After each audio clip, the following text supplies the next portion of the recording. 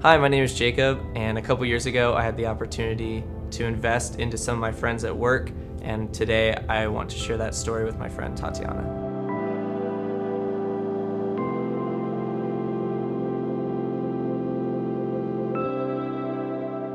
So the first couple of times that I asked Tatiana to go, she had been asking about why I was going to Jamaica on a mission trip, and I think she was just interested in the Jamaica aspect. And I was like, well, you could go to Jamaica, that's totally fine, but you would want to meet the people that are going, so you should come to United. And I think it was about a month of asking before she was finally like, yeah, it'd be weird if I just went, so I'll go to church with you. Yeah, so Jacob was one of the only people that I knew at the church at that time, and then once I walked in, I immediately felt welcomed, and so many people were excited to see me from work, and some people I saw from school, and I knew that I felt belonged almost.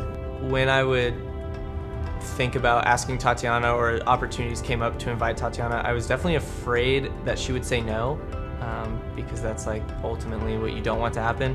And she did a lot of times, and for some reason that just didn't stop me from wanting to invite her. So the first invite, I feel like I didn't know him as well as I did later on, after a month of inviting me.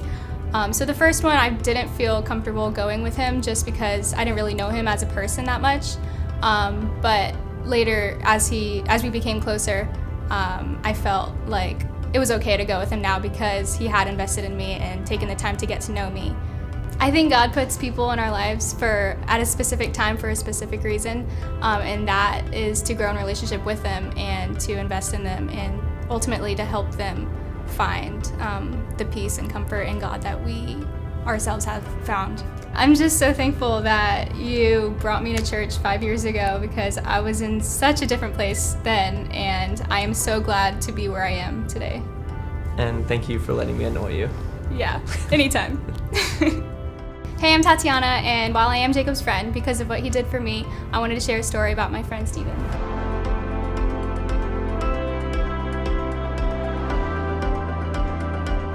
Every Saturday night, Steven and I closed together, and I knew he didn't know God, and so I would invite him to church the next day. I think at first when Tatiana was inviting me, I was not welcome to it at all. Honestly, I felt kind of annoyed by it, and I was really frustrated why she kept asking me, come to church. I said, no, I don't want to go, and in my mind, that's the end of the conversation. I said no to you, leave me alone, don't ask me again. But she just kept asking, and so did some of our other friends. And eventually, I was like, fine, we'll go. It was actually more than eventually. The first Sunday that I decided to go with him, I was very nervous about it. I was so nervous that I ended up calling Emily where I should park, because I didn't want to park in the wrong spot and then immediately everybody hate me for not parking right. I was really scared walking into the church because I'd driven by myself.